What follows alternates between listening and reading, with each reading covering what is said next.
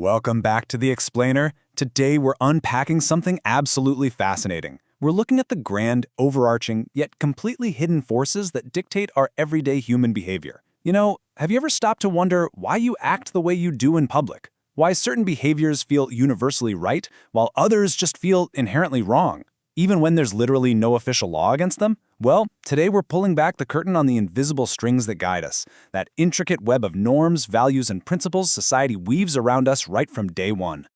Okay, let's dive into this, because it's a profound mystery of social interaction, isn't it? Why do we follow rules that aren't even written down? Think about it. You walk into a crowded elevator, and what do? You turn around, face the doors, and stay perfectly quiet, maybe awkwardly staring at the floor numbers changing. There is no legal statute commanding you to do that. No way. Yet you feel this distinct, heavy pressure to conform.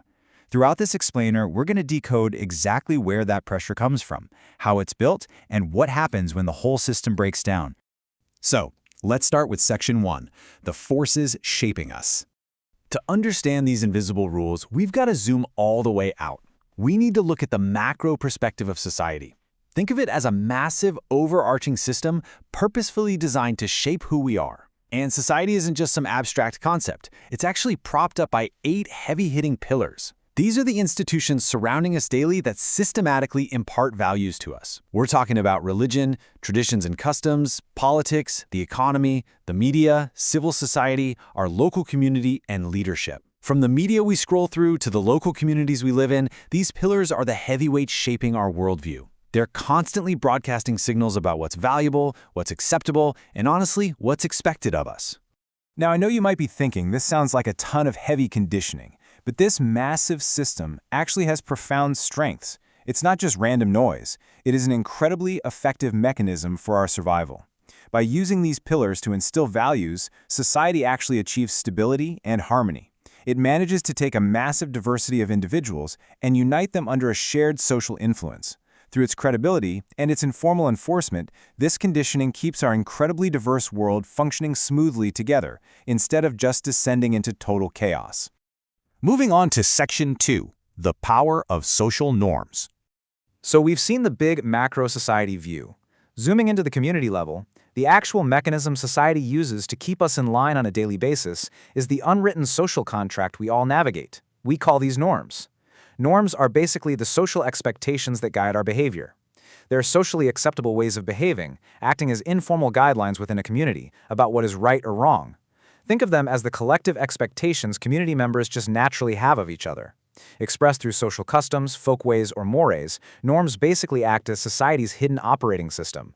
They're this powerful form of social pressure designed to induce uniformity and keep any deviant behavior in check. Let's look at a really specific example to make this concrete. In many traditional societies, it's a deeply ingrained norm that a son must obey his father's command and fulfill his wishes. Now, this isn't just a casual suggestion.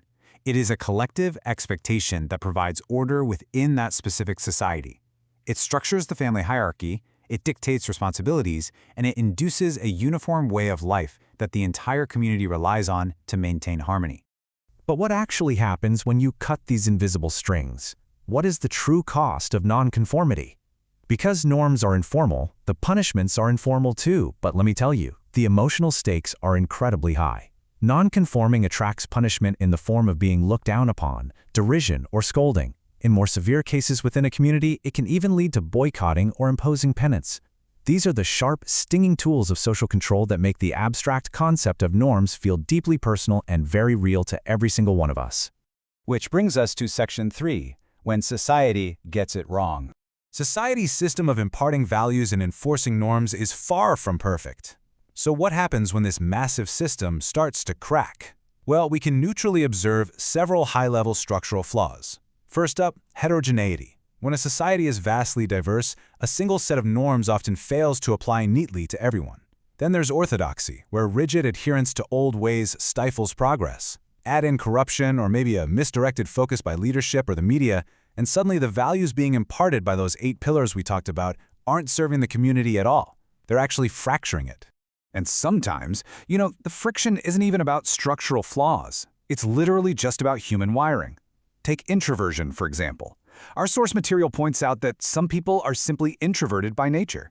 And because of this natural disposition, they might not readily absorb the values imparted by society in the exact same way extroverted participants do. Their internal wiring essentially bypasses some of that heavy societal conditioning, which goes to show that social pressure doesn't work uniformly on every single human mind. So the crucial point here is what happens when society pushes way too hard to overcome these individual differences. It triggers what's known as the boomerang effect. This is a fascinating psychological friction point. When society uses harsh, unreasonable methods to try and forcefully inculcate values, methods that people simply don't understand or accept, it creates the exact opposite of its intended effect. Instead of conforming, people are compelled to rebel. The overwhelming external pressure literally boomerangs right back as defiance. Let's jump into Section 4, from norms to laws. That boomerang effect perfectly sets up our next major transition. What does a society do when informal social punishments, like scolding or boycotting, just aren't enough anymore to control behavior, or when defiance becomes way too disruptive? Well, laws are actually just a later stage in the evolution of norms. It all starts with Stage 1, collective expectations, which harden into Stage 2, informal norms. But when society needs absolute clarity, it moves to Stage 3, codifying the terms of expected behavior into written laws. Finally, at Stage 4, those who deviate aren't just scolded by their neighbors anymore, they are tried in a court of law and punished accordingly by the state. And finally, Section 5, values, beliefs, and principles. Let's zoom all the way into the micro level now, right inside the individual human mind. It's absolutely crucial to note that for an individual, norms are imposed externally. They are specific guides to your behavior placed on you by your community. But your beliefs and values, those are internal. They belong entirely to you. Values provide indirect guidance. They act as your personal compass, whereas norms are more like the maps society hands to you. But hold on. There is a level even higher and more resolute than our personal values, and those are principles. Principles are rules or laws that are purely universal in nature. They are absolute. We're talking about universal truths and standards. Concepts like fairness, truthfulness, equality, and justice. While norms might shift completely depending on what room you walk into, principles remain steadfast no matter where you are in the world. And this brilliantly illustrates the ultimate takeaway of our explainer today. On one side, we have values, morality, and ethics. These are subjective. They vary from individual to individual. They differ widely across different communities and cultures because remember, they are shaped by those societal pillars we discussed right at the beginning. But on the flip side, we have principles. Principles do not vary. They are universal rules, absolute truths that totally transcend local customs, media influence, or community peer pressure. Which brings us to our final thought. Now that you can clearly see the invisible strings of society, the macro pillars, the local norms, the rigid laws, and the internal compass of your own values and principles, I want to leave you with this question to reflect on.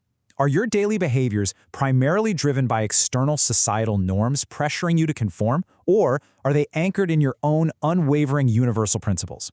Think about that the next time you step into an elevator. Thank you so much for joining me for this explainer. Keep learning, and I'll see you next time.